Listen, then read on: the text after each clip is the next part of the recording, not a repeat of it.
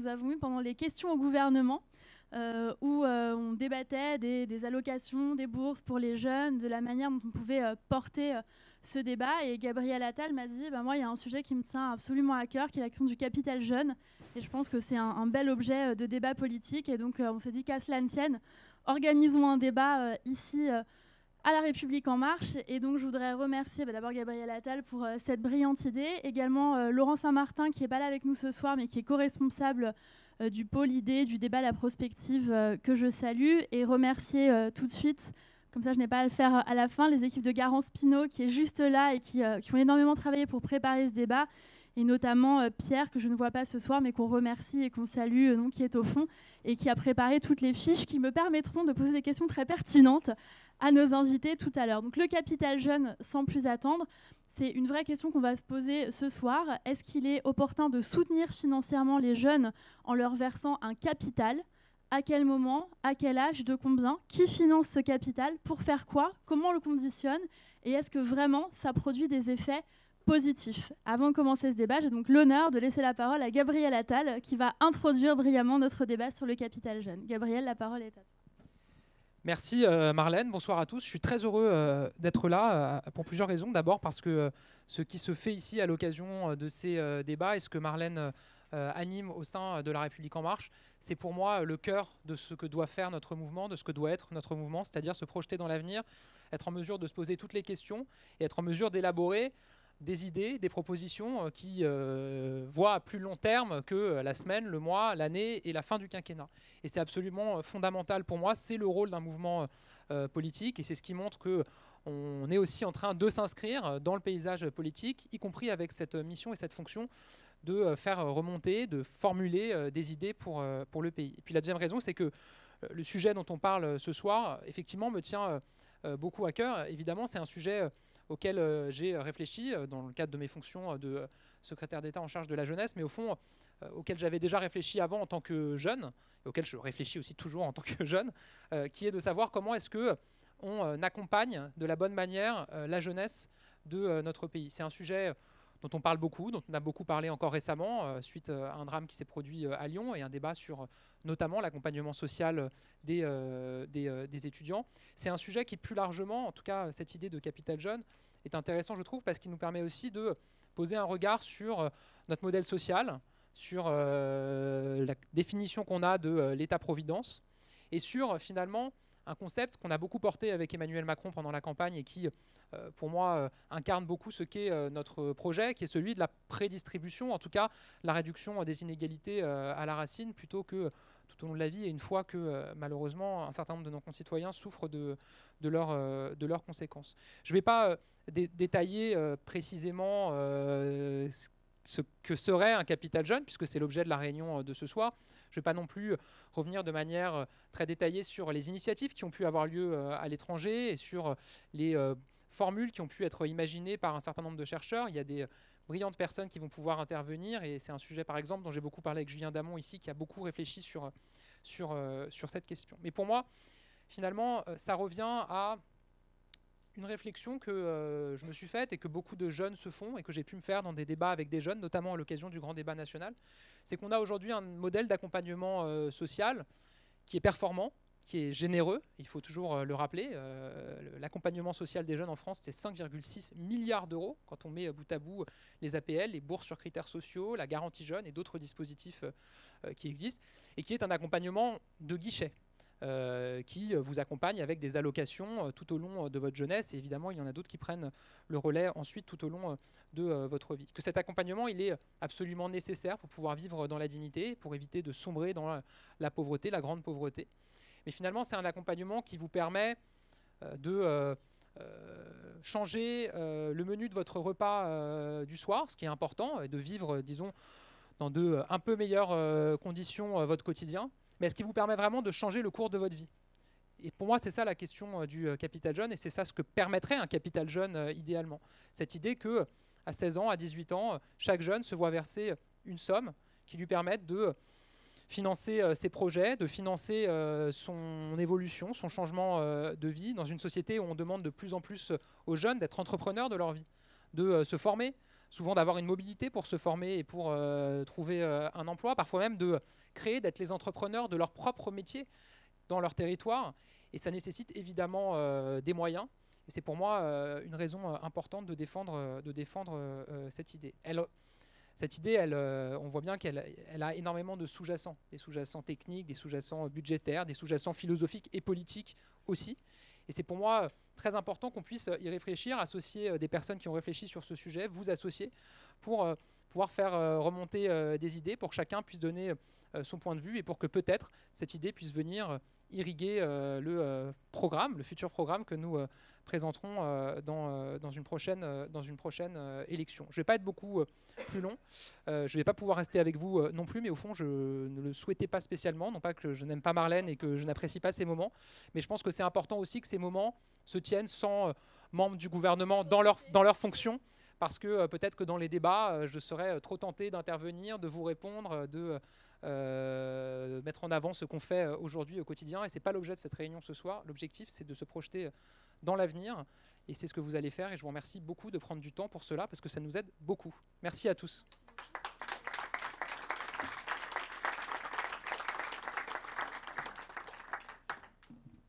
Merci beaucoup, Monsieur le ministre le plus jeune de la Ve République, cher Gabriel Attal, de nous avoir fait l'honneur de cette présence pour cette introduction. Je vais appeler Julien Damon et Salomé Berliou sans plus attendre. Je vous propose de venir me rejoindre chacun d'un côté et de vous saisir, refaisons la déco, de vous saisir chacun d'un micro pour qu'on puisse commencer les débats. D'abord, merci à vous d'être avec nous ce soir et de vous rendre disponible ici à La République En Marche. Je rappelle qu'on organise donc des débats d'idées, de prospectives et que dans le cadre de ces débats, pour que ce soit bien clair pour tout le monde, la présence des experts ne veut pas dire forcément que les experts soient membres de La République En Marche ou soutiennent La République En Marche. Ils sont tout à fait libres de le faire.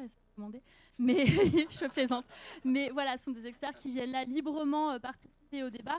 Et de la même manière, les propos tenus par les experts ou la salle au cours des débats n'engagent pas La République En Marche. C'est le principe d'un débat. Comme l'a dit récemment Édouard Philippe, quand il y a 2 personnes entièrement d'accord sur tout, c'est rare. Et quand il y a 55 personnes entièrement d'accord sur tout, c'est inquiétant.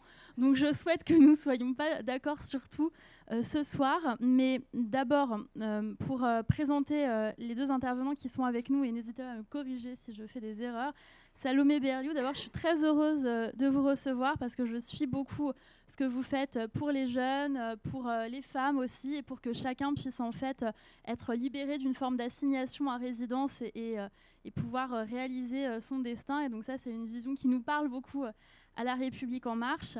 Vous avez exercé beaucoup de fonctions, notamment, je crois, à l'Élysée, dans un précédent quinquennat, auprès du ministère des Affaires étrangères. Et vous avez surtout fondé l'association Chemin d'avenir, que vous dirigez aujourd'hui. Et vous avez écrit Les Invisibles de la République, comment on sacrifie la jeunesse de la France périphérique, qui est un livre qui a fait beaucoup parler, parce que c'est assez rare en fait qu'on porte la parole de ces jeunes dans la France dite périphérique. Et donc ça a reçu un écho très positif et très favorable dans le débat public. Et vous êtes en ce moment, je crois, chargé d'une mission par le ministre de l'Éducation nationale, Jean-Michel Blanquer, sur le thème « Orientation et égalité des chances dans la France des zones rurales et des petites villes », qui est un vrai sujet et qui va nous concerner également. Alors votre association, elle repose sur l'engagement de 10 permanents, accompagne 1000 jeunes cette année, c'est bien ça, dans 8 académies, et vous voulez fonder en fait un écosystème de réussite. Et je crois savoir que vous avez 2 livres en cours de préparation qui vont bientôt sortir. Je suis très heureuse de rencontrer quelqu'un qui publie plus de livres que moi. Donc, toute proportion gardée, oui. Voilà. Donc félicitations pour ça et merci beaucoup d'être avec nous. Je vais chercher la 2e page de ma fiche que je vais trouver tout de suite. Julien Damon, je me tourne vers vous pour vous présenter également. Merci beaucoup aussi d'être avec nous. Vous êtes docteur en sociologie et sociologue au laboratoire interdisciplinaire d'évaluation des politiques publiques. Vous avez été chef de département questions sociales au Centre d'analyse stratégique, directeur des études à la Caisse nationale des allocations familiales. Vous avez fondé la société de conseil Éclair. J'ai bon jusque-là, tout va bien. Et vous publiez dans de très nombreuses revues et dans des journaux. Vous êtes l'auteur de plus de 10 livres sur des questions aussi variées que les conditions de vie en ville, les politiques familiales, la question des SDF. Vous êtes aussi directeur d'études à Futurible, c'est bien ça ? Voilà, et vous avez notamment écrit un article qui a été très remarqué sur le capital jeune dans Telos, pardon, et c'est pour ça qu'on a vraiment lu, commenté, partagé votre article à cette occasion et qu'on vous a proposé de venir ici débattre avec nous. Et merci beaucoup pour ça. Alors d'abord, peut-être poser une question très simple sur ce qui nous réunit aujourd'hui, mais comment l'un et l'autre vous définiriez ce capital jeune? Nous, quand on a préparé ces débats, on a considéré que le capital jeune, c'était une somme donnée par l'État à un jeune, à un âge donné, avec 10 conditions données. Est-ce que ça vous convient ou est-ce que pour vous, c'est autre chose, le capital jeune? Peut-être Salomé Berliou pour commencer. En tout cas, à mon avis, sur le sujet qui nous rassemble ce soir, avec la dimension vraiment économique, je m'inscris dans cette définition. Et après, on pourrait élargir d'ailleurs dans un deuxième temps sur la question du capital culturel, du capital social, où là, pour le coup, il y a sans doute des outils complémentaires ensuite à mettre en place. Mais tout à fait pour cette première partie. Julien Damon? À une petite réserve près, si vous avez bien écouté ce qui a été proposé comme définition, un capital jeune, une dotation en capital, c'est une somme forfaitaire qui est versée sur le compte en banque d'un jeune. On verra quel âge il peut avoir, ce jeune. Dans la salle, vous n'êtes pas tous jeunes. Mais la jeunesse, c'est relatif. Ouais, mais en termes de politique publique, il faut décider d'un âge d'état civil. Bon, c'est une somme forfaitaire qui est versée sur le compte en banque d'un jeune, qui est une somme versée par les pouvoirs publics et qui peut être conditionnée. C'est-à-dire qu'elle n'est pas forcément conditionnée. C'est-à-dire conditionnée par les ressources des parents, par exemple, et surtout conditionnée par ce que le jeune va en faire. Alors, il y a plusieurs philosophies derrière tout ça. Certains considèrent que c'est en direction des jeunes les plus défavorisés qu'il faut faire des efforts, donc il y aurait cette dotation en capital qui serait plutôt ciblée sur les jeunes issus de familles défavorisées. La plupart des propositions vont dans le sens inverse, considèrent que c'est tous les jeunes qui doivent être concernés sans prendre en compte les ressources de leurs parents.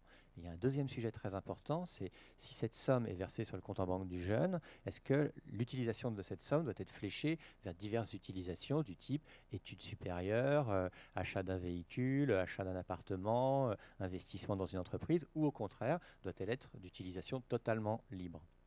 Moi, je plaide pour la totale liberté, mais c'est pour ça qu'on est plus de 55, on ne sera pas tous d'accord. Voilà. Parfait. Et vous avez beaucoup étudié justement le capital jeune à l'étranger, dans vos différentes fonctions, et notamment vous en parlez beaucoup dans votre note sur Telos. Est-ce que vous pourriez nous dresser peut-être un rapide panorama de ce qui se fait dans certains pays sur le capital jeune? Oui, c'est possible. Je vais vous l'interpréter. En fait, moi, quand j'étais jeune, il y a une quinzaine d'années, j'avais fait un rapport dans les fonctions qui étaient celles que j'occupais au Centre d'analyse stratégique. C'est un terme pompeux, ça veut dire commissariat au plan, mais ça fait pas jeune. Et ça veut faire jeune cool. Aujourd'hui, on dit France Stratégie. Enfin, jeune cool dans certains secteurs. Donc, c'est dans les services du Premier ministre. Et donc, j'avais fait un rapport pour le Premier ministre de l'époque, Dominique de Villepin, sur, d'une part, ce qui se faisait à l'étranger en matière de dotation en capital, c'est le terme qu'on employait, mais capital jeune, c'est joli aussi, et deuxième chose, sur la possibilité de le transcrire dans le contexte français. L'exemple qui nous a conduit à réfléchir à ça, c'est l'exemple britannique, qui était un bon exemple. Ce n'est pas la Grande-Bretagne qui est en elle-même un mauvais ou un bon exemple, mais c'est parce que ce qui nous avait mis la puce à l'oreille nous avait intéressés, mais depuis ça a été supprimé. Quelle était l'idée? C'était d'abonder un compte en banque à la naissance d'un enfant. Les pouvoirs publics mettaient 500 livres. Alors, ce n'est pas culturel, hein, c'est 500 pounds sur le compte en banque d'un enfant. C'était modulé en fonction des revenus. D'ailleurs, pour les familles à un niveau de vie plus faible, c'était 750. Ce compte en banque n'était pas à la main des parents, et donc c'était aux 18 ans de l'enfant, avec les abondements possibles des pouvoirs publics en plus, avec les intérêts, à l'époque, ce n'était pas le taux du livret A, qui permettait à 18 ans d'arriver à une somme relativement substantielle. C'était l'exemple le plus cohérent et le plus important qui nous avait intéressés, mais hélas, ça a été supprimé. Alors, il y a d'autres exemples, parce que si on regarde ce que peut être un capital jeune, il y a en réalité 4 voies possibles, je pense. Les livres. Il y a cette idée d'une dotation, des sous sur un compte en banque. Il y a une deuxième possibilité, c'est que ce capital, plutôt qu'une dotation, ce soit un prêt. Un prêt bonifié, c'est-à-dire à taux zéro par exemple, à 18 ans, les pouvoirs publics se débrouillent pour que les banques de réseau, ou je ne sais pas trop quoi, la Banque de France, j'en sais rien pour le moment, après on peut utiliser ça plus techniquement, vous propose un prêt que vous devez rembourser naturellement, mais à des conditions qui défient le marché. Il y a une troisième possibilité qui existe au Canada, qui s'appelle des prêts, enfin au Canada en particulier, qui s'appelle des prêts contingents. Ça, c'est pour les étudiants. C'est-à-dire que les étudiants vont rembourser le prêt qui leur a permis de payer la vie pendant leurs études et leurs études, le rembourseront qu'à partir du moment où vous atteindront un certain niveau de revenus. C'est contingent à la réussite des diplômes, certes, et surtout à l'atteinte d'un certain niveau de revenus. Puis il y a une quatrième voie qui est expérimentée, mais peut-être êtes-vous au courant dans la salle ces temps-ci, qui est de tenter de faire, mais je n'ai pas de dédain pour cela, hein, de mépris, je pense même que c'est une bonne idée, à l'époque, aujourd'hui c'est encore en expérimentation, c'est de faire un petit pass, ça s'appelle le pass culture, ça existe dans le système français, dans certains départements, et c'est une somme de 500 € qui est un droit de tirage dont les jeunes peuvent se saisir pour diverses activités culturelles qui vont des jeux vidéo au cinéma en passant par l'opéra si c'est ce à quoi ils aspirent. Mais donc, ceci, ça existait dans certains coins au Royaume-Uni, c'est toujours en place au Canada, et c'est évoqué, par exemple, dans la campagne présidentielle américaine, une partie des démocrates ont dit, bah tiens, ce qu'il faudrait, c'est 50 000 $ sur le compte en banque des jeunes lorsqu'ils arrivent à l'âge de la majorité. Alors, ce n'est pas instruit techniquement de façon très précise, c'est pour la bagarre politique américaine, mais c'est pour dire que ce n'est pas qu'un sujet seulement franco-français. Merci beaucoup pour ce panorama. Salomé Berliou, vous, votre opinion, est-ce que vous pensez que si un capital jeune était mis en place en France, on devrait le conditionner? Et si oui, quelles seraient, d'après vous, les conditions d'attribution qui pourraient être efficaces, notamment pour les jeunes des zones dites périphériques sur lesquelles vous avez beaucoup travaillé? Oui, peut-être que si je peux faire effectivement un élément de cadrage, parce que je n'aurai pas votre technicité, Julien, et en revanche, je peux éventuellement essayer d'avoir un angle qui est un angle territorial, d'abord parce que c'est celui que je connais le mieux, et puis ensuite parce qu'il me semble complémentaire de tous les enjeux et de tous les angles sociaux qu'on envisage dans un premier temps quand on parle de ce type de dispositif-là. Quand je parle d'angle territorial, je vais m'extraire un tout petit peu de la question de l'égalité des chances dans le cadre des quartiers populaires, qui est une question qui a été beaucoup traitée avec succès et sur lesquels on pourrait revenir aussi dans le cadre du capital jeune, mais je vais essayer de traiter cette question très rapidement en fonction de ce qu'on peut appeler la France périphérique ou la France des territoires ou la France des zones rurales et des petites villes. Pourquoi ? Parce qu'il me semble que ce dispositif-là, dans ce contexte, peut être extrêmement disruptif et déterminant pour les jeunes des territoires et que, y compris d'ailleurs dans une logique de prochaine échéance politique et électorale, ça peut avoir du sens de le traiter. Donc en gros, le constat dans lequel j'envisage moi cette question du capital jeune, c'est un constat qui est double et qui sous-tend les travaux dont vous avez parlé, qui sont ceux de Chemin d'avenir, de la mission que je suis en train de remplir pour Jean-Michel Blanquer, etc. Le constat, il est double. Les jeunes des territoires sont des millions d'une part, et d'autre part, ils rencontrent un grand nombre d'obstacles au cours de leur parcours que vous connaissez sans doute, et je suis sûre que dans la salle, certains d'entre vous les ont rencontrés eux-mêmes, parce qu'on est souvent très nombreux à avoir grandi dans les territoires divers et variés, c'est-à-dire les enjeux de mobilité géographique, les enjeux d'opportunités qu'on a ou qu'on n'a pas à côté de chez soi en termes de formation ou en termes d'accès à l'emploi, l'autocensure avec un côté très fort et qui peut peser sur les jeunes femmes notamment, et je sais que vous travaillez beaucoup là-dessus, avec un côté c'est pas fait pour moi parce que je viens de la campagne, parce que je suis une jeune fille de la campagne, la fracture digitale et les enjeux financiers, parce que effectivement cette France est aussi en partie la France des fragilités économiques et sociales. Et donc ça c'est le premier constat, et le deuxième constat c'est que ce sujet-là est resté très longtemps dans l'angle mort des pouvoirs publics et des dispositifs d'égalité des chances, avec des conséquences aux échelles individuelles et collectives, et des conséquences qui sont d'ordre économique, sociaux et politique. Et donc dans ce contexte, si on réfléchit, et j'ai lu certains de vos articles, y compris avant de venir, histoire de ne pas partir complètement dans le décor, ce qui était mon souhait. Dans ce contexte-là, si on prend, et encore une fois, je ne connais pas toutes les subtilités techniques, mais une des suggestions dont vous parlez, c'est-à-dire déployer la moitié des allocations familiales vers ce capital jeune, c'est-à-dire en 2017, 13 milliards d'euros, si on prend la moitié, ce qui équivaut à peu près à doter les jeunes de 18 ans de 8 000 € environ chacun. J'ai juste... C'est okay. C'est parfait. Jusque-là, ça va. Donc, si on poursuit l'angle territorial dans ce raisonnement-là, et qu'on se dit, et je caricature un petit peu, mais qu'on va essayer de réfléchir à cette question, y compris pour adresser les enfants des Gilets jaunes, parce que c'est aussi un sujet actuel. Vous prenez des jeunes qui grandissent à Mirecourt, dans les Vosges, à la Côte-Saint-André, en Isère, ou à Lurcy-Lévis, dans l'Allier, comme ça a été mon cas jusqu'à mes 18 ans.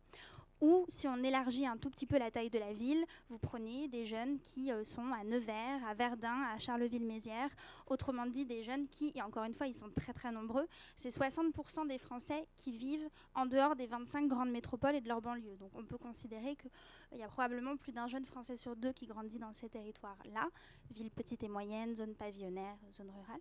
Et si on ne se concentre que sur les jeunes ruraux, c'est 20% à peu près des jeunes Français. Donc, si on adresse ces jeunes-là, on s'aperçoit bien qu'au moment de décider de leur avenir et au moment, comme le disait Gabriel Attal, de devenir entrepreneurs de leur avenir, puisque c'est ce qu'on leur souhaite, la question est, est-ce que c'est plus facile d'être entrepreneur de son avenir quand on habite dans le cœur d'une grande métropole ou quand on est loin de tout ? Mon sentiment empirique, y compris grâce à l'accompagnement de ces jeunes-là et au temps que nous passons avec Chemin d'avenir dans ces territoires, c'est que à situation familiale équivalente, à résultats scolaires équivalents, c'est plus difficile d'être entrepreneur de son avenir quand vous grandissez dans les territoires dont j'ai parlé que quand vous grandissez dans le cœur d'une grande métropole. Ce qui ne veut pas dire que grandir dans le cœur d'une grande métropole n'emporte pas une série de défis aussi. Mais si je prends un exemple, et je vais vite en venir au capital jeune, mais vous voyez tout mon raisonnement en la matière. Vous êtes un jeune lycéen de famille modeste dans le cœur de Lyon. Vous découvrez tout à coup, par hasard, parce que vos parents ne font pas du tout ça, le métier d'ingénieur ou un métier dans le tourisme ou un métier dans la tech ou le métier de diplomate, ou d'ailleurs les compagnons du devoir. Vous êtes là, eh bien vous allez pouvoir aller à pied à un salon de l'ONICEP, à un salon étudiant, à un forum. Vous allez pouvoir rencontrer des étudiants qui font ces formations-là et qui habitent pas très loin de chez vous. Vous pourrez rencontrer des professionnels dans ces environnements-là. Vous pourrez faire un stage peut-être dans cet environnement qui vous plaît. Et surtout, et là, j'approche de mon but, surtout, au moment de faire vos études supérieures ou pas, au moment de faire ces choix-là, vous pourrez rester chez vos parents, y compris dans un contexte où peut-être que vos parents n'ont pas les moyens de vous financer un logement. Du coup, dans ce contexte-là, le même jeune qui grandit à Mirecourt dans les Vosges, à Lurcy-Lévis dans l'Allier ou à la Côte-Saint-André en Isère, eh bien, au moment de faire ses choix, il va systématiquement devoir bouger. Et c'est là où on tombe sur le corollaire assignation à résidence versus citoyen monde qui peut circuler non seulement partout en France, mais aussi partout à l'étranger. Du coup, cette logique de capital jeune, à mon sens, et en tout cas pour ces jeunes-là qui sont ceux que je connais le mieux, il permet justement de dessiner pour des jeunes qui sont probablement loin des opportunités, que ce soit des opportunités de formation ou des opportunités professionnelles, un tremplin dont il pourra s'emparer. C'est pour ça que moi je suis plutôt pour le fait qu'il n'y ait pas de « et vous l'utiliserez pour ceci » ou « vous l'utiliserez pour cela », parce que selon la famille dont ils viennent, selon les particularités du territoire dont viennent ces jeunes, il pourra y avoir des nuances qu'ils seront finalement libres d'apprécier avec leur famille ou de manière indépendante, puisqu'après tout, ils auront 18 ans. Et donc, notamment, les grands enjeux qui découlent de la question de la mobilité, c'est quoi ? C'est la question, évidemment, du logement. C'est-à-dire que le jeune à qui on donne 8 000 € au moment de ses 18 ans, il peut probablement, s'il va à Dijon, s'il va à Lyon, s'il va à Marseille, financer une grosse partie de son logement étudiant. Et quand on sait, on a commandé avec la Fondation Jean Jaurès, l'IFOP et Chemin d'avenir, une enquête d'opinion à l'IFOP qui est parue il y a quelques semaines, qui montrait que seule une famille sur 2 aujourd'hui est en mesure de financer un logement étudiant pour ses enfants et que un jeune sur 3 a dû renoncer à une orientation, à un choix de formation à cause du fait que cette formation n'était pas dans sa région d'origine. Donc là, on voit que typiquement, c'est vraiment extrêmement concret comme solution pour ces jeunes-là. Il y a également la question des transports, que ce soit alors évidemment le permis de conduire, mais les transports pour rentrer chez soi, pour aller chercher la formation ou l'emploi en question. Tout ça pose la question du travail et du job étudiant qu'on peut faire ou qu'on choisit de ne pas faire. Et alors après, on peut se dire que c'est une très bonne chose que les étudiants aient un petit job à côté de leur travail, mais disons que grâce à ce capital-là, ils peuvent aussi choisir dans quelle mesure est-ce que ce travail prend le pas sur leurs études ou non, et ça change tout. Vous avez là un frein psychologique qui peut être déjoué, qui est la question de l'autocensure, parce qu'effectivement, un jeune qui est au lycée, et ça nous on en accompagne vraiment maintenant des centaines avec Chemin d'avenir, qui est au lycée, qui sait qu'il a des petits frères et sœurs qui viennent derrière, et qu'il est dans un territoire rural, et que s'il part de chez lui, ça aura évidemment des conséquences sur le budget familial, possible, probable, que dans ses calculs d'orientation, ils se le disent de façon très concrète et très lourde et qu'il fasse des choix qui ne soient pas ceux qu'il aurait fait s'il s'était dit de toute façon mes parents n'auront pas à débourser de l'argent en plus à ma majorité pour que je puisse suivre ce BTS tourisme, devenir chef cuistot ou aller à Sciences Po Paris. Et puis la question de la culture, mais ça on pourrait y revenir parce que vous évoquiez le pass culture. Effectivement, dans le cadre de la mission que j'essaye péniblement de remplir, j'ai beaucoup réfléchi à la question du pass culture parce que de fait, ces jeunes-là, effectivement, vous leur donnez 500 € et c'est super, mais qu'est-ce qu'ils font de ces 500 € quand ils sont à Moulins-sur-Allier ou quand ils sont à Nevers ou quand ils sont... à Moulins-sur-Allier, il y a le musée du costume qui est extrêmement beau, mais ils ne vont pas y aller 12 fois. Et donc voilà, il y a la question effectivement du financement qu'on adosse potentiellement, ou en tout cas de la façon dont on stratégise ce pass culture pour les jeunes des territoires. Donc voilà, un peu longuement, je réponds à une partie de la question sur, en tout cas pour ces jeunes dans ces territoires-là, l'apport que cela aurait à mon sens. Merci beaucoup. Moi, j'ai des questions un petit peu financières, bien que ce ne soit pas ma spécialité, mais c'est justement pour ça que j'ai des questions. J'aimerais savoir, Julien Damon, d'abord comment on finance ce capital jeune, parce que si on part du principe que c'est le rôle de l'État d'attribuer un capital jeune sur quel budget? Première question. Si vous partez d'abord de ce principe, et peut-être pas. Et deuxième question, on sait qu'il y a une précarité étudiante assez forte chez une grande partie des jeunes qui poursuivent des études et qui sont dans des situations terribles. Gabriel Attal l'a évoqué tout à l'heure, de précarité ou de pauvreté. Est-ce que ce capital jeune, il vient en complément des bourses ou des différentes allocations qui peuvent préexister, ou est-ce que c'est un capital qu'on donne et qui peut être consommé et pas forcément investi, parce qu'on a entendu différentes versions, des gens qui considèrent que c'est une somme qu'on doit donner et d'autres qui disent que c'est une somme à investir dans quelque chose. J'aimerais beaucoup avoir votre point de vue par rapport à ça. L'idée générale s'inscrit dans l'idée de revenu universel. Alors, le gouvernement, techniquement, est en train de préparer un revenu universel d'activité par fusion de différentes prestations.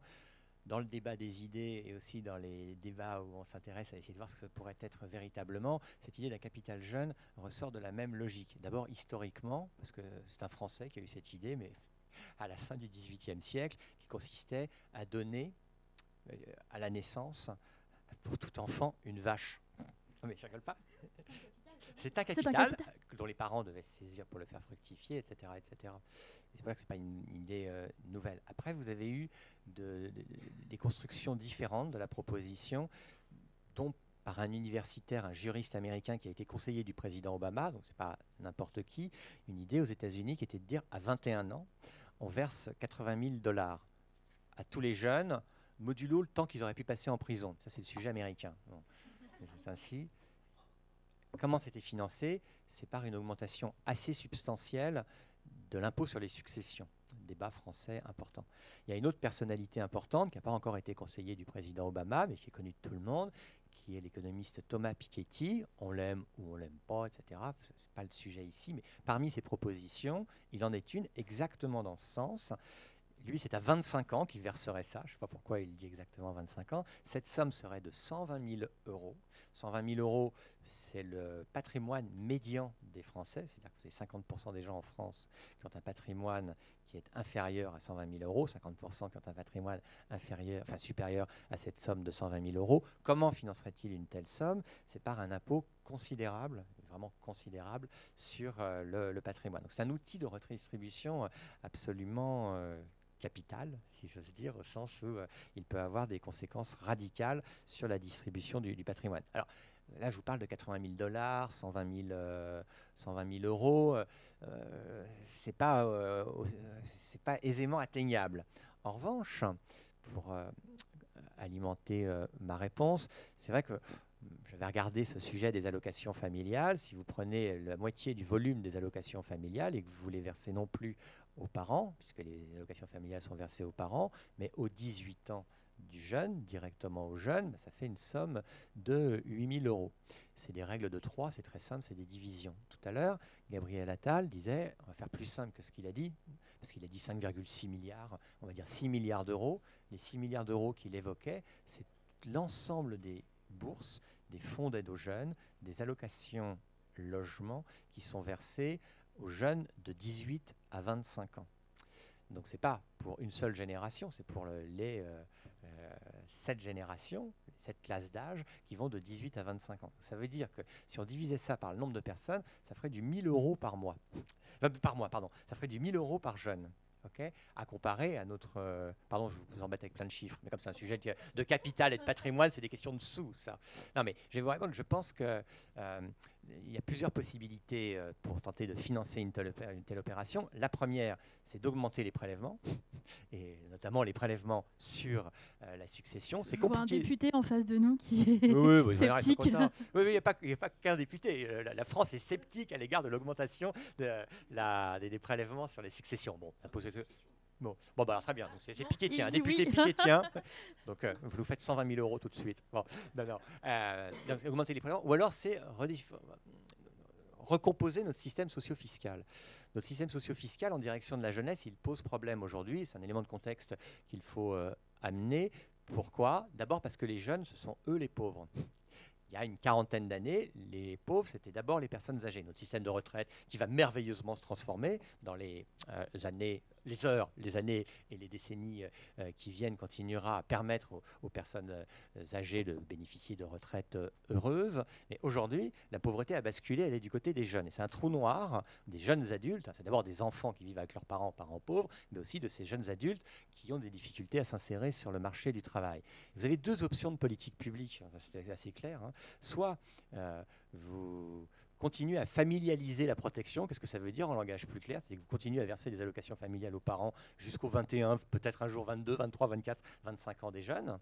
Quand je dis 21 ans, c'est parce qu'on peut verser des allocations familiales jusqu'au 21 ans d'un enfant, en tout cas de l'aîné, puisque vous savez qu'il faut au moins 2 enfants pour les allocations familiales. Ou alors, ce que l'on fait, c'est qu'on a, et c'est un sujet concret de décision politique important, ou alors on abaisse l'âge à partir duquel on peut commencer à bénéficier du RSA, qui est aujourd'hui de 25 ans.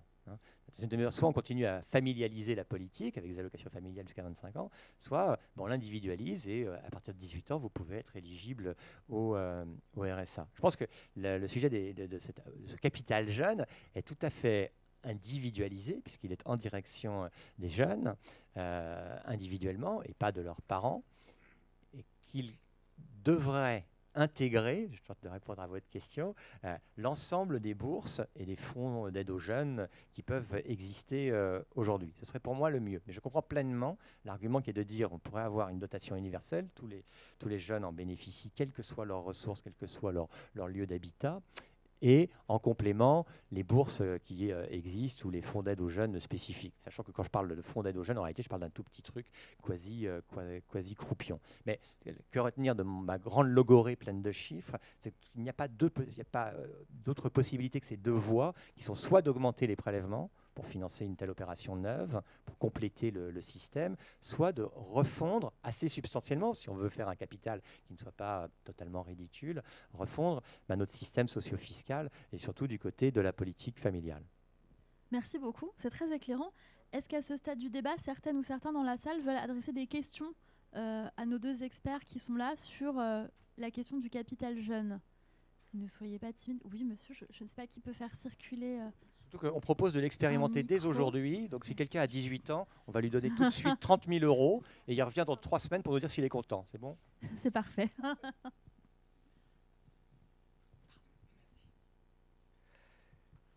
Je trouve le sujet très intéressant et la proposition assez généreuse. Par expérience professionnelle, j'ai travaillé dans le métier du crédit à la consommation. On sait qu'il y a à peu près 20% des gens en France qui sont interdits bancaires. Donc, confier une certaine somme à quelqu'un présuppose qu'il va gérer cette somme de façon rationnelle et utile, que ce soit pour investir pour son propre futur ou décider de le consommer progressivement pour améliorer sa qualité de vie. Je crains qu'en donnant ces sommes sans condition d'utilisation ou sans contrôle d'utilisation, pour les personnes qui sont le plus en difficulté et qui sont malheureusement en grande proportion dans les personnes qui sont interdits bancaires, qui signifie qu'elles ont des difficultés à utiliser rationnellement l'argent, que cet argent soit dépensé de façon non utile pour l'avenir du jeune. Donc, quelles seraient les précautions que vous proposez pour éviter un gaspillage de ces fonds? Merci beaucoup pour votre question, absolument passionnante. Salomé Berliou, peut-être vous voulez commencer à répondre, ou Julien Damon, c'est comme vous voulez. Je peux leur répondre de façon hyper technique, donc c'est bon, sans vouloir embêter la salle. C'est un débat nécessaire, important, mais récurrent. C'est-à-dire que le sujet se pose sur l'ensemble des prestations sociales qui sont versées, pas seulement aux jeunes. Je vous prends un exemple. Chaque année, fin août, les caisses d'allocation familiale et les caisses de mutualité sociale agricole, qui sont un régime très important de sécurité sociale, versent l'allocation de rentrée scolaire. Et fin août, début septembre, il y a toujours la polémique française qui est « Ah bah regardez, qu'est-ce que vont faire les parents? Ils vont acheter des écrans plats. » Voilà. Voilà. Mais peut-être, un des grands sujets, c'est peut-être qu'acheter l'écran plat, c'est ce qu'il y a de mieux de leur point de vue pour leur liaison avec les enfants. Alors, je vous passe le débat philosophique sur est-ce qu'il faut verser des prestations monétaires ou est-ce qu'il faut des services, c'est-à-dire plutôt leur acheter des fournitures scolaires. Ce que je crois, qui est assez fondamental, c'est que si on doit aller vers un capital jeune substantiel, ça ne peut pas se faire d'un coup de baguette magique socio-fiscal par nature, ni d'un coup de baguette magique de magicien ou de magicienne. Ça ne peut se faire que dans un temps relativement long. Parce qu'évidemment, si vous dites, vous annoncez à la télévision, chers amis, c'est bon, j'ai trouvé des sous, formidable, la BCE me donne plein d'argent. Donc, dans 3 semaines, sur tous les comptes en banque des gens qui ont entre 18 et 19 ans, il y a 10 000 euros. Alors là, ça va être une Java bleue dans toute la France, de Moulins à Pleumort-Bodou en passant par Mayotte, bien sûr. En revanche, si on met en place un système de bascule du système des allocations familiales pour, par exemple, alimenter un compte à partir de ceux qui naissent aujourd'hui, ce sera en place dans 18 ans. Et dans 18 ans, il y aura eu 18 ans pour expliquer qu'à 18 ans, il y a quand même une chance formidable qui est de disposer d'un capital élevé. Alors, pour les étudiants de Sciences Po, Salomé est passé par Sciences Po, et en fait, moi, je suis prof à Sciences Po. Je les connais, la plupart des étudiants de Sciences Po, pas tous, parce qu'il y a ces sujets d'égalité des chances, ça s'est transformé. Une partie d'étudiants bourgeois de Sciences Po, vous leur dites 8 000 euros, les étudiants très bourgeois de Sciences Po, ils vont faire de belles Java pendant pas mal de temps. Et pour une très grande partie de la population jeune, encore une fois de Moulins ou de Saint-Denis, ils auront peut-être jamais dans leur vie ces 8 000 ou 10 000 euros en perspective. Donc, on peut faire le pari raisonnable de la raison, qui est de dire que pendant 18 ans, on leur expliquera qu'il ne faut pas qu'ils fassent n'importe quoi. Voilà. Il n'empêchera pas qu'il y aura toujours des comportements aberrants, comme nous tous, à un moment ou à un autre, on est aberrants. Vous voulez ajouter quelque chose? Oui, et évidemment, ce que vous dites, je vois très bien la logique et elle pose effectivement question. Et si je devais la nuancer de 2 façons, je dirais qu'effectivement, moi, ça ne me paraît pas absurde de se dire que pour des jeunes qui potentiellement pourraient ne pas avoir de patrimoine de départ, un apprentissage de la gestion du budget, quel qu'il soit, peut faire partie des apprentissages fondamentaux qui sont utiles par la suite, qu'on ait un gros budget mensuel ou un tout petit budget d'ailleurs, et étudiant ou non. Et puis deuxièmement, et après ça pose la question du coup des critères, je me demande dans quelle mesure est-ce que tout ça ne resterait pas très relatif, c'est-à-dire que dans certains cas et pour certaines familles, si on disait cette somme peut, je ne sais pas, financer un déplacement à l'étranger, ça pourrait relever du caprice, on pourrait considérer que c'est complètement superflu et que tel jeune doit impérativement financer sa voiture pour qu'il puisse aller chercher un job qui est dans la ville d'à côté, etc. Et en même temps, et là je parle d'après une discussion que j'ai eue la semaine dernière avec Jean Viard qui travaille sur ces questions et qui préconise notamment un voyage à l'étranger pour tous les jeunes et pourquoi pas, et là pour le coup c'est une discussion avec le Polydé, mais pourquoi pas un Erasmus des collégiens qui pourrait avoir un vrai impact sur les jeunes, notamment des territoires et d'ailleurs également des quartiers populaires. Mais donc pour certains jeunes, un voyage à l'étranger, c'est tout. C'est tout d'un point de vue culturel, d'un point de vue symbolique, d'un point de vue aussi de perception de soi comme jeune Français. Enfin bref, j'enfonce des portes ouvertes, mais tout ça pour dire que la question des critères, à mon avis, devrait dans ce cas-là être souple et tenir compte de tout un tas de contextes socio-culturels et géographiques qui me semblent difficiles à arrêter de manière extrêmement radicale. Merci beaucoup. Merci. Est-ce qu'on a une autre question? Peut-être madame devant, je ne sais pas où est le micro, il est là. Il arrive. Oui, excusez-moi, c'est pour revenir sur les solutions de financement. pourquoi pas proposer une redistribution des bénéfices des entreprises, puisque la création de richesse s'est faite par les parents et que cette redistribution, pour l'instant, elle n'est pas efficiente. C'est bien pour ça que les Gilets jaunes sont dans la rue, avec ce sentiment d'injustice par rapport aux bénéfices énormes qui restent dans les poches des entrepreneurs et auxquels ils n'ont pas accès. Donc, est-ce que ça ne permettrait pas une notion, justement, de faire apparaître plus de justice sociale et de faire comprendre aux jeunes que c'est de l'argent qui a été créé par les parents? Et à ce moment-là, ça créerait aussi une responsabilité pour la gestion de l'argent qu'ils recevraient. Je pense que ça serait peut-être l'occasion de créer un lien social pertinent et qui obligerait les entreprises à redistribuer une part de la richesse qu'ils ne redistribuent pas.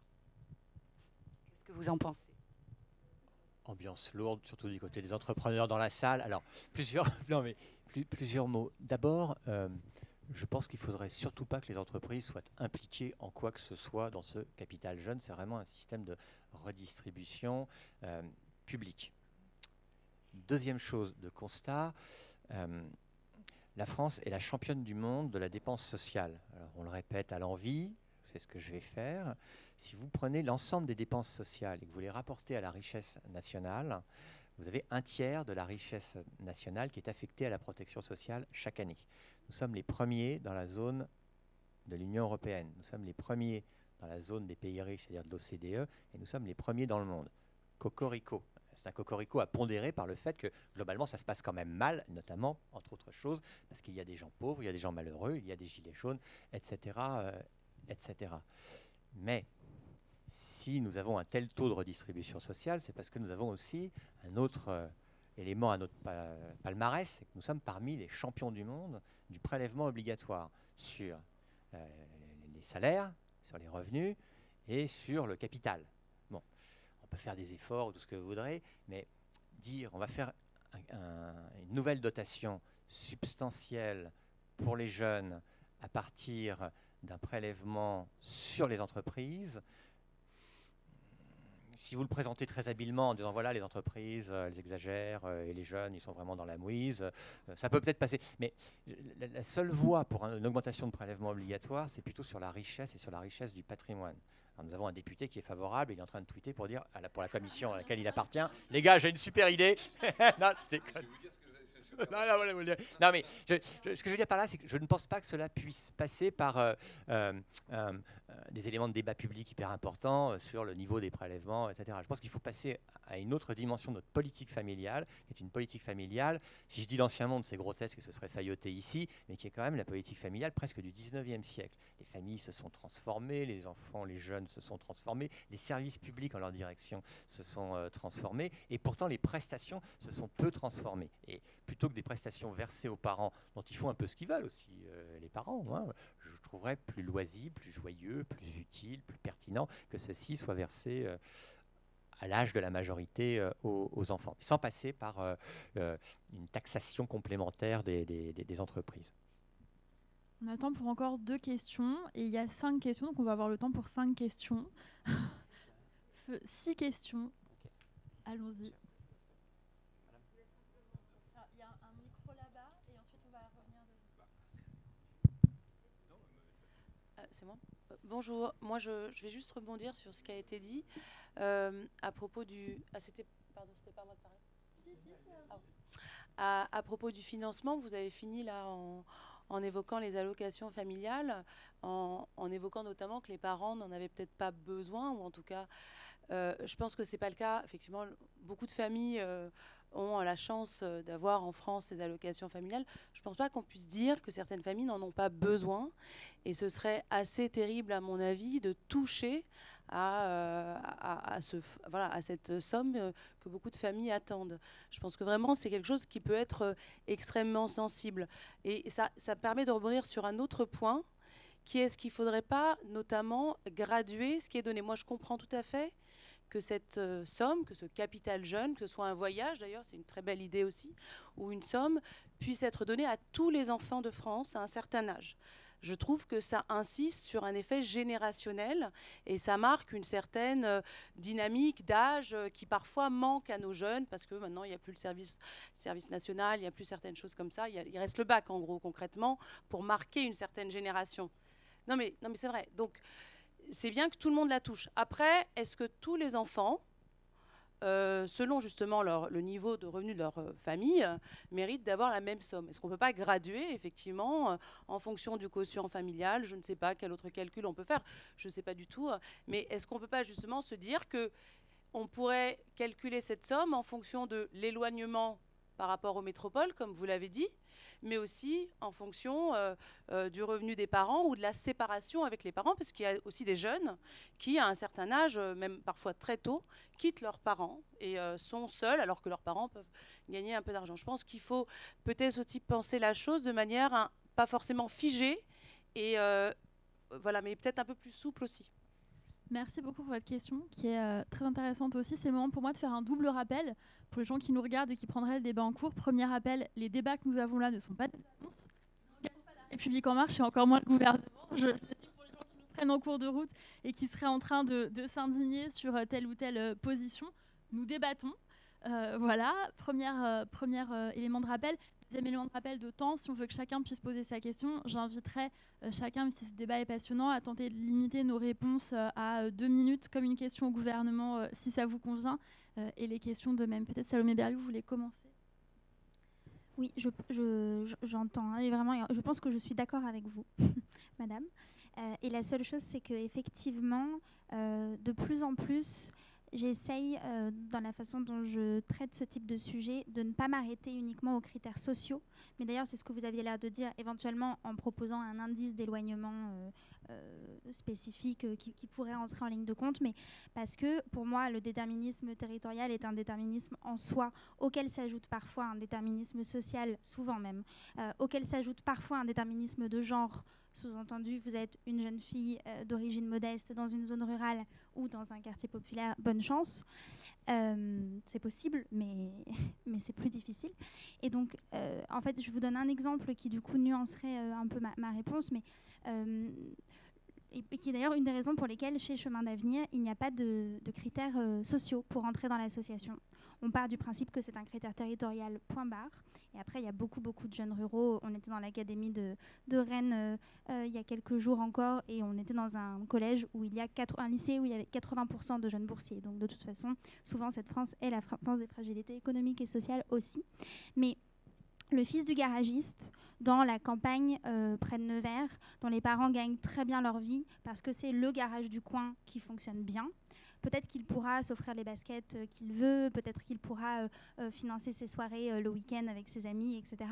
Mais est-ce que pour autant, il aura accès à tous les possibles, et est-ce que si on ne lui dit pas, mais oui, tu peux faire ceci, faire cela, même si ça n'entre pas dans le cadre de ce que tu as l'habitude de faire chez toi, y compris pour des raisons socio-culturelles, je ne suis pas sûre qu'il passera outre, y compris d'ailleurs si la somme est moindre. Donc voilà, pour moi, la question des critères sociaux est à nuancer.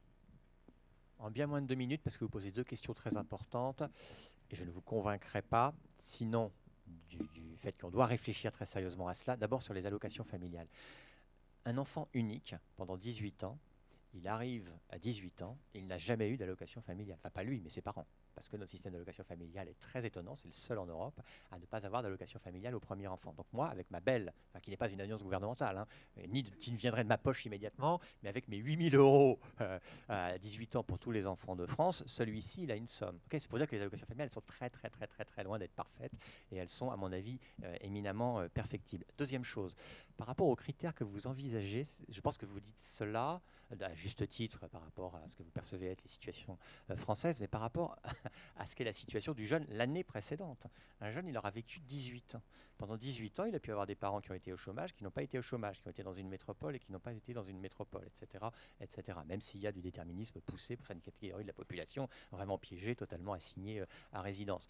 Donc, je pense qu'il ne faut absolument pas bureaucratiser notre idée et avoir une sorte de barème en regardant chaque année ce qui a été votre situation. Il faut faire un système souple, simple, et à mon avis, tout de même, pour être souple et simple, il faut qu'il soit extrêmement clair, individualisé sur l'enfant. Mais les deux questions que vous amenez, comme la question que vous amenez sur l'utilisation, sont des questions fondamentales qui ne se règlent pas d'un coup de baguette magique ici. Je vais me lever parce qu'il y a la caméra qui gêne. Non, merci d'ouvrir ce débat parce que je trouve vraiment la question tout à fait passionnante. Capital jeune, je l'appellerais capital autonomie jeune. Dans mon esprit, il ne peut pas s'agir d'une aide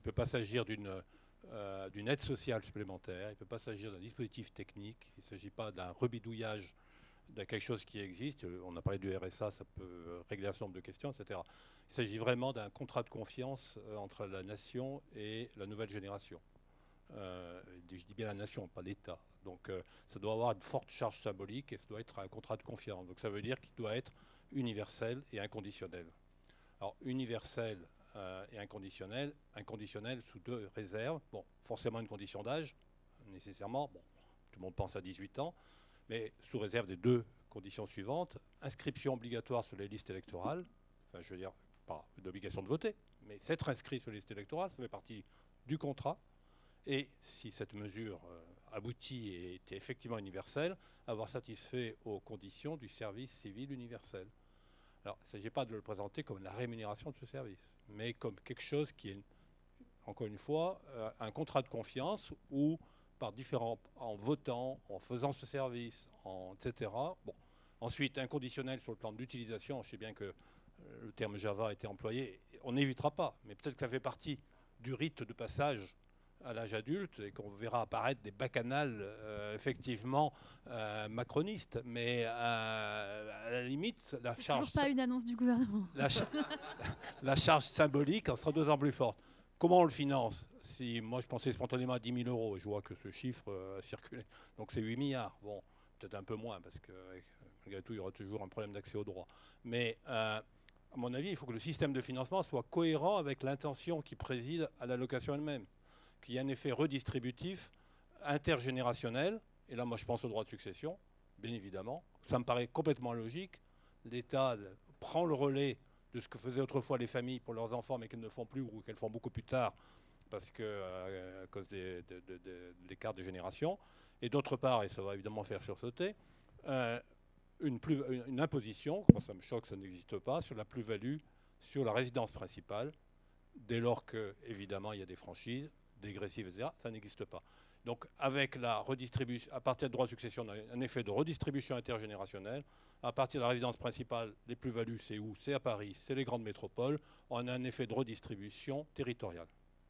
Merci beaucoup. Je vous propose qu'on prenne les questions en série, donc peut-être encore 2, et ensuite nos intervenants pourront répondre à cette série de 3 questions, si ça vous convient.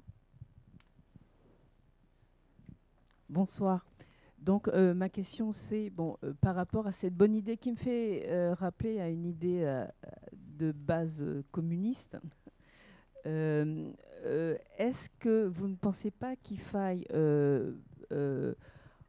face à cette proposition, penser quand même à développer ou à cibler tout ce qui est problème de territoire, etc., afin que cette proposition ne soit pas, entre guillemets, une aide de plus, mais face à un contexte où il y a des lieux qui ne sont pas développés, des institutions qui ne fonctionnent pas tout à fait. C'est-à-dire que face à cette proposition, il faut penser en même temps au développement des territoires, par exemple, ou autres défaillances.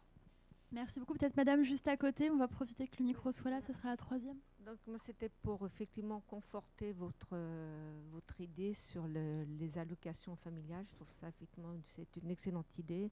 Et non pas effectivement, comme madame l'a proposé, effectivement la redistribution des bénéfices des entreprises, parce que comme vous l'avez dit très justement, la France est number one des taxations effectivement. Donc je pense que voilà. Et donc et le contrôle effectivement de l'utilisation de de ce capital serait effectivement une bonne chose en soi. Voilà. Bon, donc la bonne nouvelle, c'est qu'on n'est pas tous d'accord entre nous. Donc ça n'est pas inquiétant, c'est rassurant. Je vais laisser nos 2 intervenants répondre à ces 3 questions. Je vais aller très vite. La première intervention n'était pas une question, mais une proposition sur le nom donc, de ce capital. Très bien. Et puis surtout, de manière très argumentée sur le fait qu'il fallait passer par l'impôt sur les successions. Pourquoi pas? Je n'ai rien contre l'impôt sur les successions. Je dis juste qu'on peut tenter de raisonner à prélèvements sociaux fiscaux égaux et qu'on peut tenter de réformer ce qui n'est pas forcément le plus efficace, de mon point de vue, les allocations familiales. Mais il est vrai que ceux qui sont les plus ambitieux, et Piketty en particulier, font des impôts sur les successions et sur le patrimoine absolument colossaux pour le financer, pourquoi pas. Deuxième chose, sur les affaires territoriales que vous évoquez, madame, ça m'a fait penser à autre chose, c'est qu'on pourrait, soyons encore plus ambitieux, évoquer ça à l'échelle européenne. Moi, j'avais regardé ça.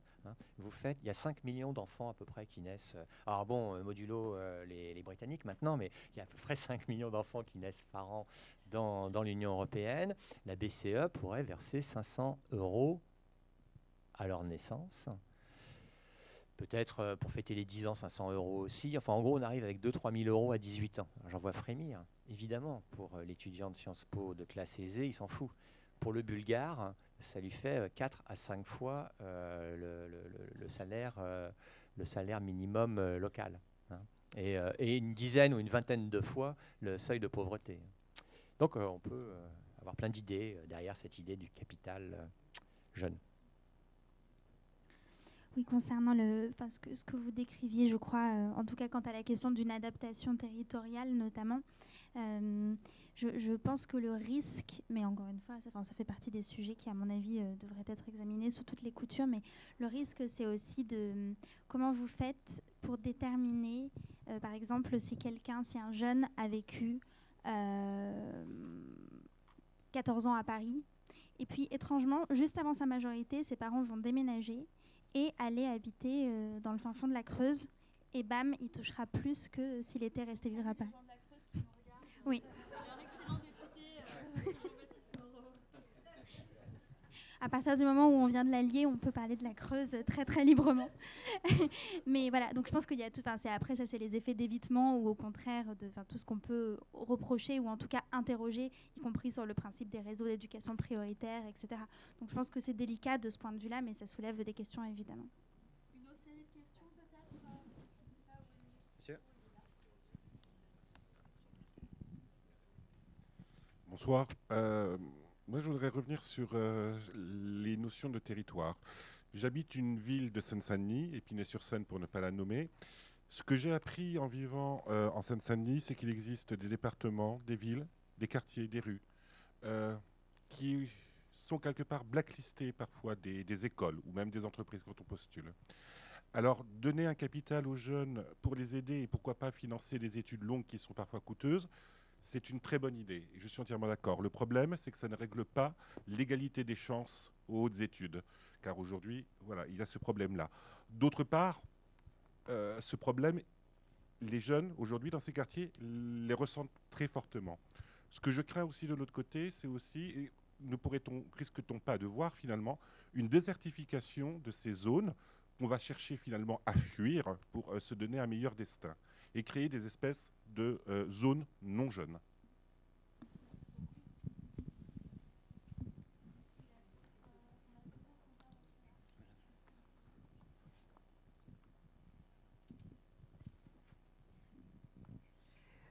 Oui, bonsoir.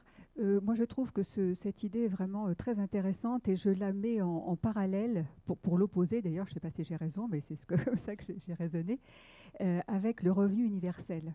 Pour moi, le revenu universel, c'est attaché, alors encore une fois, je me trompe peut-être, c'est attaché à quelque chose qui est de l'argent qui tombe du ciel, et en regard, il n'y a pas de notion de travail. Or, pour moi, cette idée de donner un capital à un jeune avec derrière une notion de projet, que ce soit un voyage, que ce soit de commencer dans la vie, de créer une petite boîte, je ne sais pas quoi, alors là, ça me paraît très intéressant parce que l'angle est complètement différent. C'est un angle de responsabilité, pourquoi pas faire fructifier ce capital, enfin j'en sais rien, mais moi je ne vois que des côtés positifs. Ça pose un tas de problèmes en termes de mise en œuvre, bien entendu, de financement, tout ce que vous avez dit, mais sur le principe, je vais dire philosophiquement, moi je trouve que c'est vraiment un excellent projet.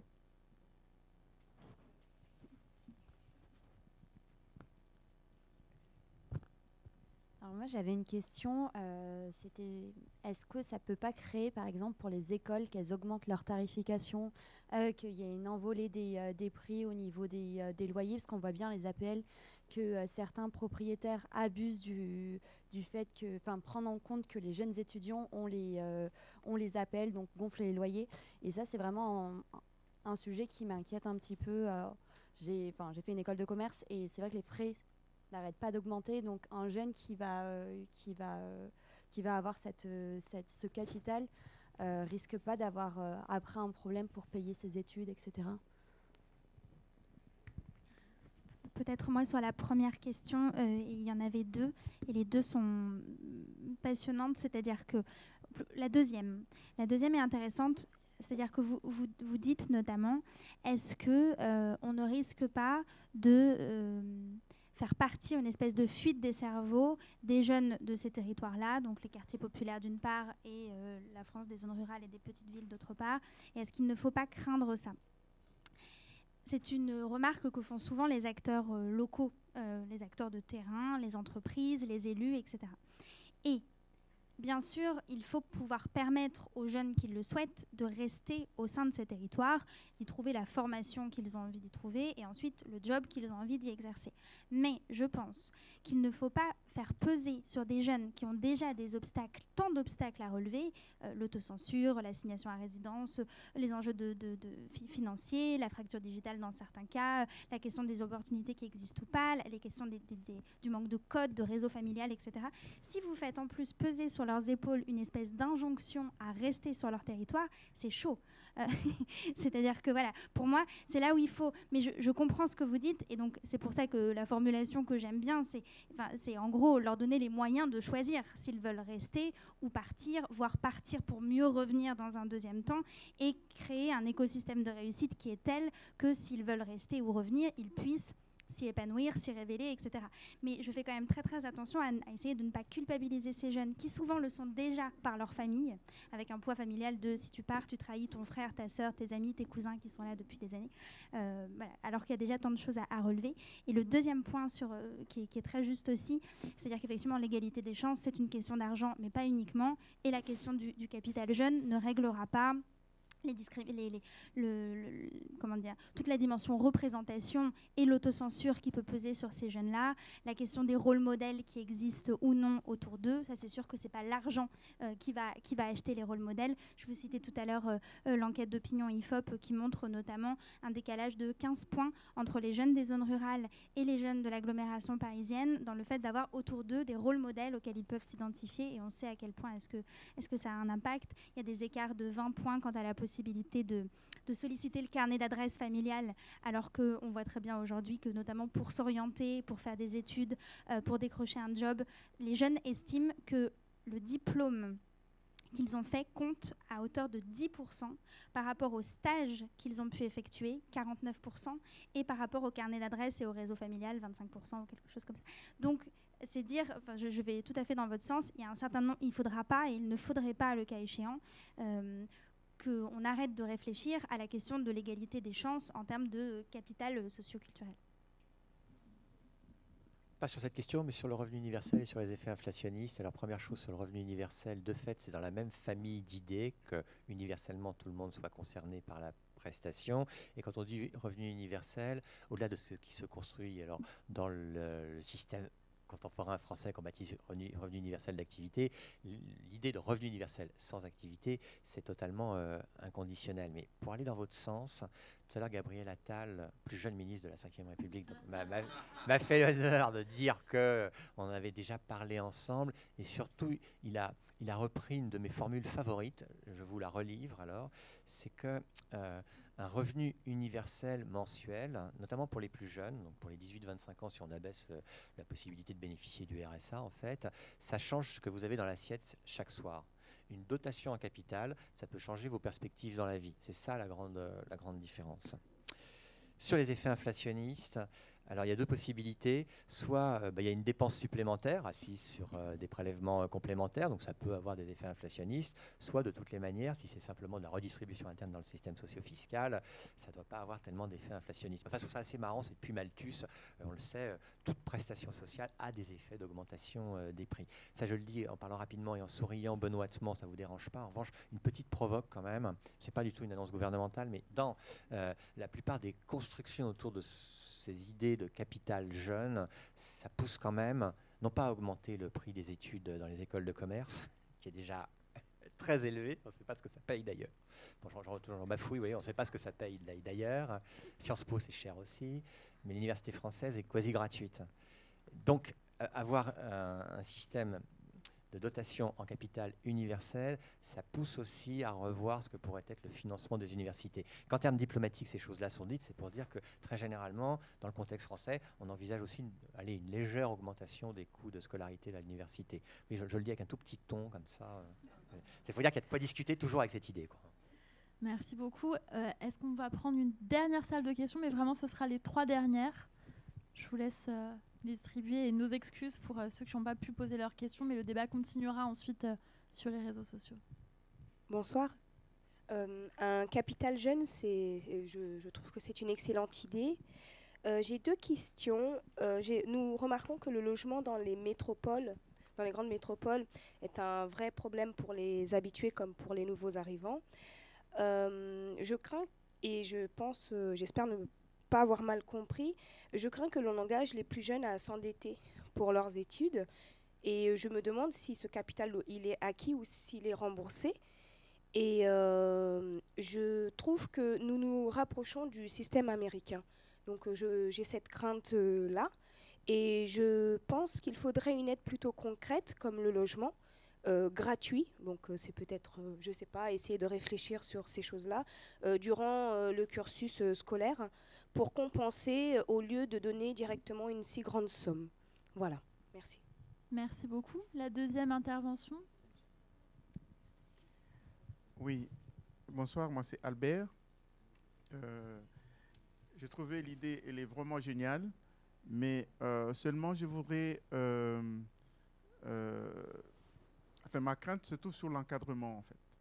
Et je serais d'avis avec Julien pour avoir un système simple, sans beaucoup de critères pour mettre vraiment universel, mais seulement si on fait au niveau de 18 ans, mais peut-être à 17 ans, qu'il y ait un encadrement, je sais pas, un corps qui se rapproche de ces jeunes pour essayer d'avoir un peu l'idée de ce qu'ils envisagent quand il aura cette somme-là. Est-ce qu'il y a-t-il un projet? A-t-il envisagé, comme on avait dit, un voyage à l'étranger, ou bien il veut faire quelque chose? Bon, un corps qui va encadrer ces jeunes-là, comme ça. Bon, c'est pas pour censurer, pour dire que vous n'aurez plus ça, mais c'est pour essayer un peu de voir, parce que si cette somme est mise à disposition, c'est pour son bien. Et bon, il y en a aussi qui peut-être n'ont pas d'idée, peut-être ces corps-là pourraient l'aider à le réorienter, à le mettre sur le bon rail.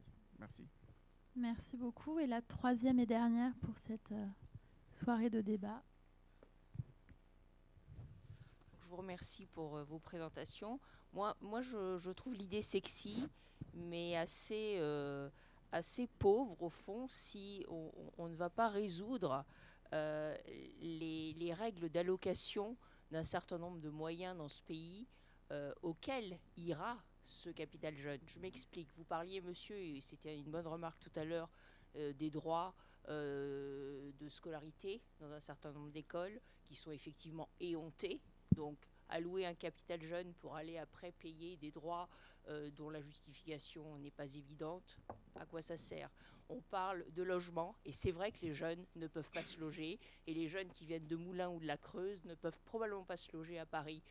Comment allons-on les logements à Paris? Règle-t-on l'allocation des logements sociaux avec des méthodes et des approches qui favoriseront les jeunes demain quand ils auront leur capital jeune? Donc essayons peut-être de régler un certain nombre de choses auxquelles ce capital jeune donnera droit pour que réellement il soit efficacement utilisé. Et je pense que ça passe probablement par nos gouvernants ou nos organisations administratives. Oui, en 2 mots, parce que les 2 dernières questions sont liées.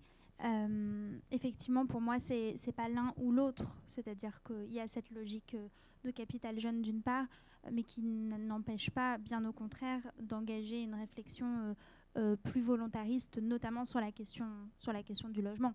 Donc voilà, c'est pas l'un n'exclut pas l'autre. Et vous avez raison aussi de dire que il faudrait pas que les 8 000 € en question, le cas échéant, soient absorbés dans le prix d'un loyer, y compris si inflation.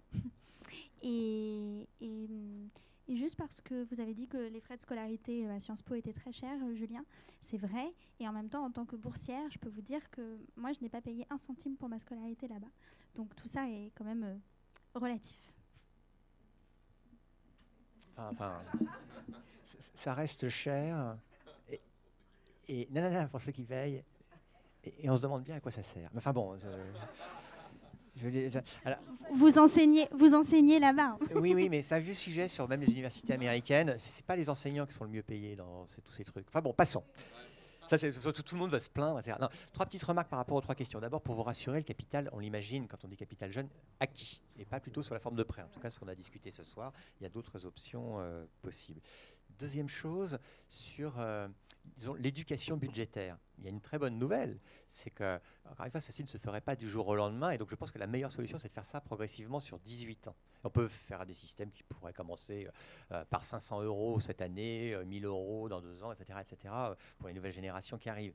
Mais pendant la mise en œuvre de ce système, dès la naissance de ce petit enfant, on commencera dès l'école maternelle à lui dire « tu vas avoir plein de sous à 18 ans ». Non, j'exagère un peu en vous disant ça, mais il y aura le temps et il faudra s'organiser de manière à ce que ce ne soit pas une surprise ou la Java ou les bacchanales organisés systématiquement. Mais il faut organiser de la gestion budgétaire. D'ailleurs, ce serait très utile, quand bien même il n'y aurait pas de capital à 18 ans, à l'école. Troisième mot, sur la location, à quoi sert-elle si les prix sont si chers? Je vous répondrai très simplement là, parce qu'il y a 1000 débats et on pourrait le développer encore très longuement, etc. Elle sert d'abord à permettre à ceux qui ne peuvent pas se le payer de pouvoir se le payer. Voilà, c'est remettre un tout petit peu, pour tenter de répondre aussi à une des questions, les pendules à l'heure en matière d'égalité des chances. J'ai pensé à une phrase de Johnny Hallyday là, qui disait, pardon, ça n'a pas grand-chose à voir, mais qui disait « il faut remettre les pendules à leur place ». Voilà, on pourrait imaginer que ça sert à ça, le capital jeune. Merci beaucoup. On a terminé pour ce soir le débat. Vous pourrez échanger par la suite. Merci beaucoup Salomé Berliou. Merci Julien Damon de vous avoir donné votre soirée et partagé vos connaissances avec nous. Et merci à toutes et tous pour la qualité des échanges et du débat. Et à très bientôt. Bravo à vous et merci.